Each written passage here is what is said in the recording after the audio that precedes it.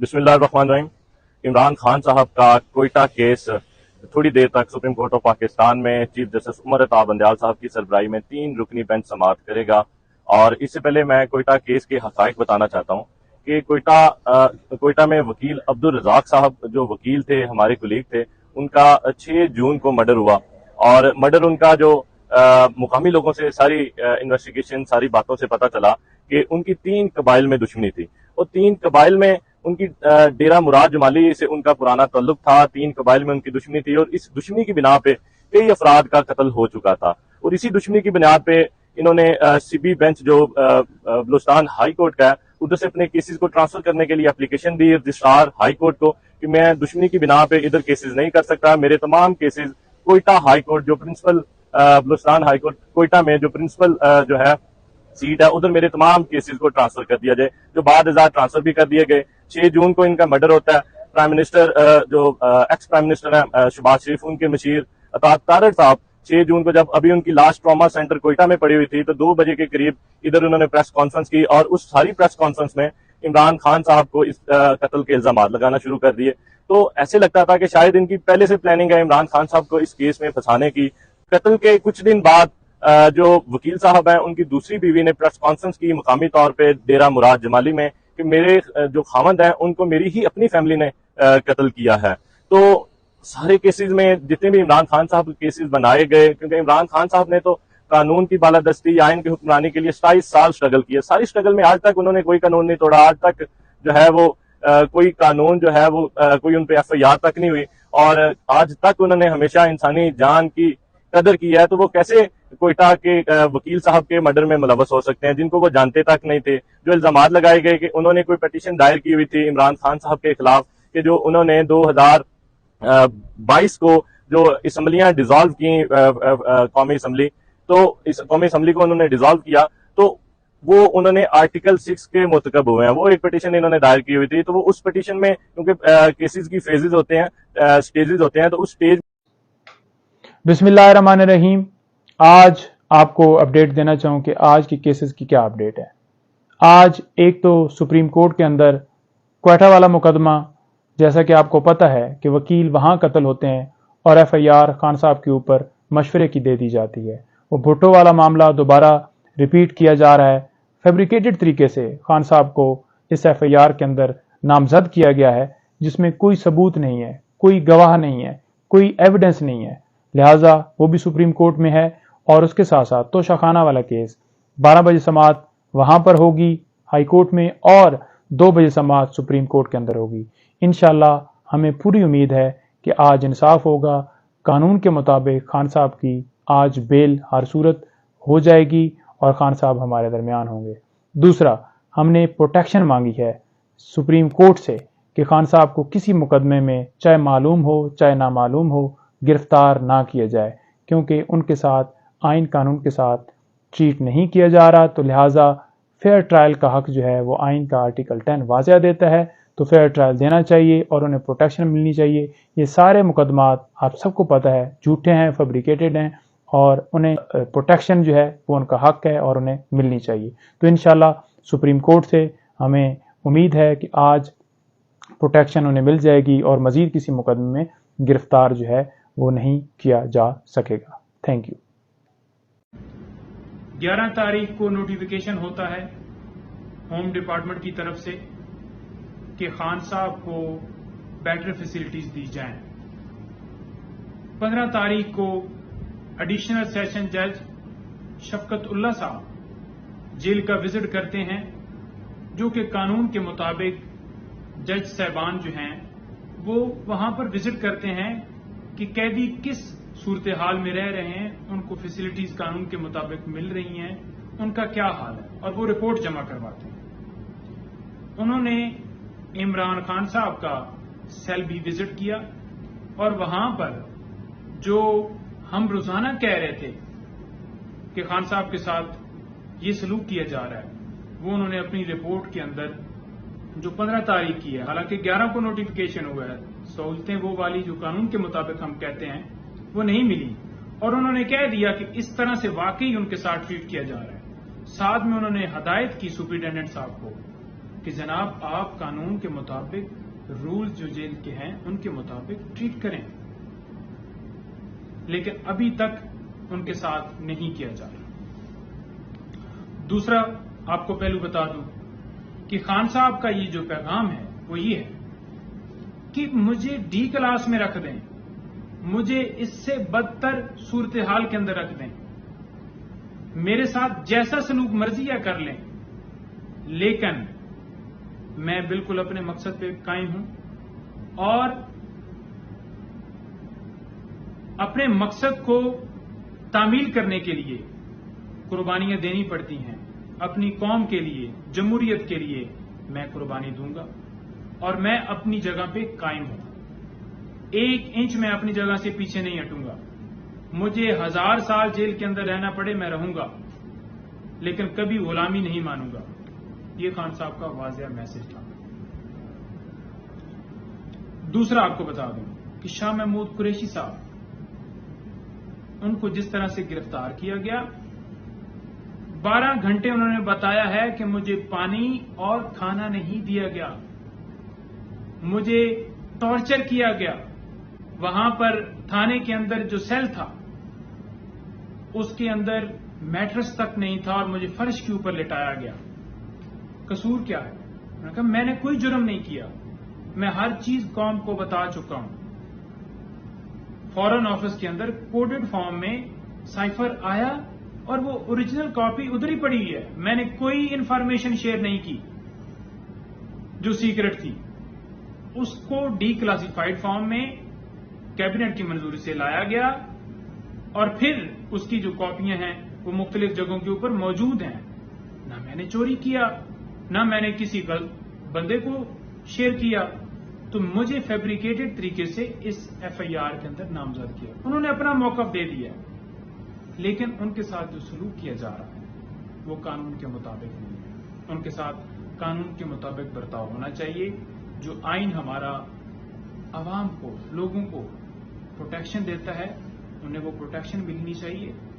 اور 13 دن کا جو ریمانڈ ہے وہ کس لیے مانگا جا رہا تھا؟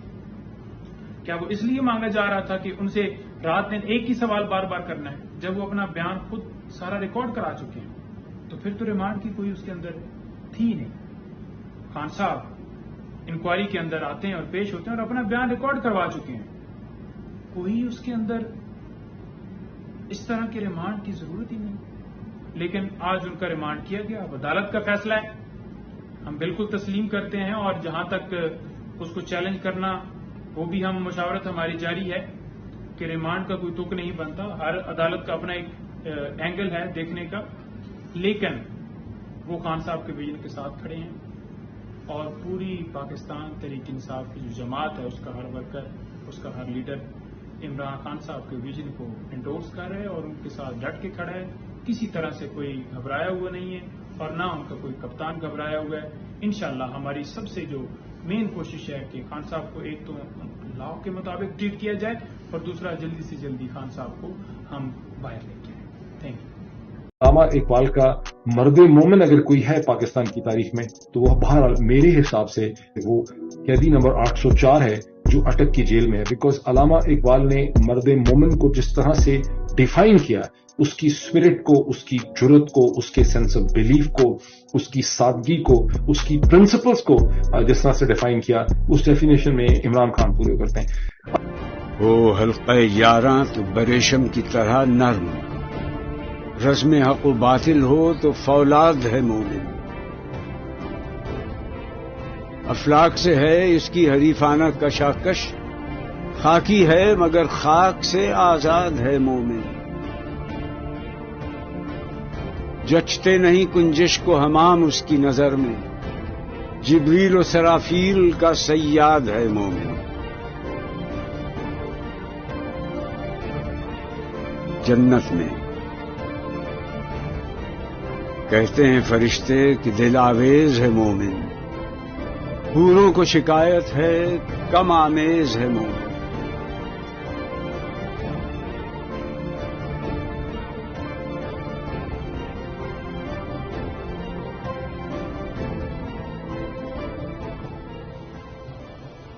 क्या नाज़रीन, तरीके इंसाफ इस वक्त तमाम सर्वे में पाकिस्तान की मकबूल तरीन जमात है। क्या 2.5-3 करोड़ लोग, जो इतने भी उनके वोटर हैं, या 2 करोड़ हैं, या 2.5 हैं, या 3 हैं, उन लोगों को वोट से हक डाल के अपनी मर्जी का बल्ले पे निशान डालने से रोकना गैर आईनी नहीं? ये तो मार्शल दौर में भी नहीं होता, ये तो ज़ियाउल हक और मुशर्रफ भी नहीं कर सके। क्या 180 मुकदमे इसलिए दर्ज किए गए कि एक केस से जमानत हो, दूसरे में पकड़ लें, दूसरे से हो तीसरे में पकड़ लें, तीसरे से हो चौथे में हो, 180 तक कर लें? नाज़रीन, ऐसा नहीं हो सकता। एक ही वक्त में 23 करोड़ अवाम को बेवकूफ बनाना मुमकिन नहीं रहा। जितनी देर इमरान को वो जेल में रखेंगे, उतनी देर उनकी मकबूलियत में इजाफा और पीडीएम की जमातें कमजोर और अवामी हमायत से महरूम होती जा रही हैं। अवामी हमायत से महरूम जो जमात हो जाए, वो इलेक्शन के जरिए नहीं, सिलेक्शन के जरिए आ सकती हैं। मुल्क के साबिक वजीर आजम और मुल्क की सबसे बड़ी जमात पाकिस्तान तहरीक इंसाफ के बानी चेयरमैन इमरान खान एक सियासी मन घड़त मुकदमे में इस वक्त अटक की जेल में पाबंद सरासिल है। उनके चाहने वाले जो पाकिस्तान में भी हैं और बैरून मुल्क भी हैं, इस तरह की कैफियत से दो चार हैं और जानना चाहते हैं कि उनके हालात कैसे हैं। मेरी इत्तलात के मुताबिक उन्हें एक छोटे से सेल में रखा गया है, जहां न मुनासिब रोशनी है, न हवा है, और वो तमाम सहूलतों से महरूम है। लेकिन ये इत्तलात भी हैं कि इस सब के बावजूद उनके हौसले बुलंद हैं और वो हशाश बशाश है। आज तमाम पाकिस्तानियों को ये तशवीश है कि उन्हें घर के खाने से महरूम क्यों रखा जा रहा है। और बहसीयत वाइस चेयरमैन ये मैं आपसे शेयर करना चाहता हूं कि कोर कमेटी में उनकी जेल की कैफियत के बारे में, हालात के बारे में सैर हासिल बहस भी हुई है, गुफ्तगू भी हुई है, और लोगों ने अपने तहफ़्फ़ुज़ात का जिक्र भी किया है। लोग जानना चाहते हैं कि उनके जो हकूक आईनी और जो कवानीन और जेल के कवानीन जो इजाजत देते हैं, उसके बावजूद उन्हें महरूम रखा जा रहा है, तो क्यों? इसका जिम्मेदार कौन है? और अगर उनकी जान को कोई खतरा लाक होता है तो जिम्मेदारी किस पर आयद होगी? सुप्रीटेंडेंट जेल अटक उसके जिम्मेदार ठहराए जाएंगे या हुकूमत वक्त? उनको जो खाना दिया जा रहा है उस खाने में कुछ मिलाया जा सकता है और उस मिलावट से उनकी जान को खतरा लाहक हो सकता है। आज उनकी जो जाती मालिज है उन्हें भी रसाई नहीं है। क्या माजी के सियासतदानों को उनसे ये सलूक बरता गया? और अगर ऐसा नहीं बरता गया तो आज इमरान खान को इस सलूक का निशाना क्यों बनाया जा रहा है? आज हर पाकिस्तानी शहरी ये जानना चाहता है। 180 से जायद केसेस हैं, पेशतर सियासी नौयत के हैं। अब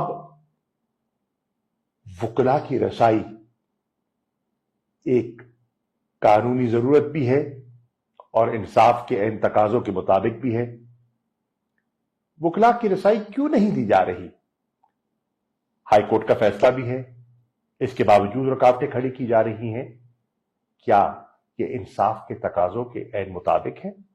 और अगर नहीं तो फिर मैं मुतालबा कर रहा हूं कोर कमेटी की तरफ से कि फिलफौर उनको सहूलतें दी जाएं जो उनका बुनियादी हक है, और वकला तक रसाई दी जाए, और उनकी जो सियासी पार्टी के लोग हैं उन तक भी उन्हें रसाई मिलनी चाहिए। क्या कहा खान साहब ने आपको जाते हुए? उन्होंने कहा बाबर घर का ख्याल रखना। हमने कहा इंशाल्लाह पहले से ज्यादा ख्याल रखेंगे। तो खान साहब हंसते मुस्कुराते हुए ऐसे व्यक्ति का निशान बनाते हुए चले गए। अल्लाह पाक। आप कब से उनके साथ? मैं कम से कम 40 साल हो गया मैं खान साहब के साथ हूँ। क्या करते हैं? मैं बस रुकावट करता हूँ, पहले सियासत में ان کا خیال رکھتے ہیں. نیے والی میں جہاں سے وہ الیکشن لڑتے ہیں ادھر سے میں ان کا کورنگ کینڈیڈیٹ بھی تھا اور 82 سے میں ان کے ساتھ آئے. حالانکہ میں ہاکی کا پلیئر وہ کرکٹ کے پلیئر تھے لیکن والد صاحب اور ان کے ابو اور ہمارے ابو کلاس فیلو تھے. اس وجہ سے ہم اپنے خون کا رشتہ نبھا رہے ہیں. انشاءاللہ خان صاحب کے ساتھ ہم مرتے دم تک ساتھ کھڑا ہو گئے. جب گرفتار کرنے آئے تھے خان صاحب کو تو آپ پاس تھے؟ ہاں ہم ادھر گیٹ پہ تھے جی کیونکہ خان صاحب تو اندر فیملی روم میں تھے نا تو ہم ادھر موجود تھے. خان صاحب کیونکہ وہ تو دھاڑتے ہوا ہے چیختے ہوا ہے شکر ہے کوئی بڑا مسیپ نہیں ہوا. جب انہوں نے دروازے کھٹکائے تو خان صاحب ایسے صوفے پہ بیٹھے تھے تو خان صاحب پھر باہر آ گئے. خان صاحب نے کہا جدھر لے کے جا رہے لے جاؤ. تو خان صاحب دلیر آدمی ہے وہ ان چیزوں سے نہیں گھبراتا جی اور اس نے ساری زندگی گراؤنڈوں میں گزارا ہے. تو ابھی تو میں کہتا ہوں کہ ان کی نیند پوری ہو رہی تھی ادھر تو ان کی نیند بھی پوری نہیں ہو. ابھی جیل میں وہ اپنی نیند پوری کر رہا ہے. انشاءاللہ مجھے یقین ہے کہ وہ فریش ہو کے آئے گا. شرمناک افسوسناک اور بڑا قابل مذمت کنڈکٹ ہے پولیس کا کہ انہوں نے بغیر کسی وارنٹ کے جہاں پہ فیملی بیٹیاں بچیاں موجود تھیں رات 3 بجے ریڈ کیا اور اس کے فادر کو ٹارچر کیا وہاں پہ اور اس کے ٹارچر کی وجہ سے اس کی ڈیتھ ہو گئی. بہت ہی افسوس والی بات ہے. اور ان کو تھریٹ کیا ہوا ہے کہ آپ نے کوئی قانونی کارروائی نہیں کرنی اور ان کو شدید ہراساں کیا ہوا ہے کہ آپ کو 2 گھنٹے کے اندر ان کی ڈیڈ باڈی فوراً دفنا دے پوسٹ مارٹم بھی نہیں کرنا. تو یہ بہت قابل مذمت ہے اور یہ بالکل فسائیت کا نظام چل رہا ہے جو کہ قائم نہیں رہے گا. انشاءاللہ تعالی ہم ان کو انصاف دلا کے رہیں گے.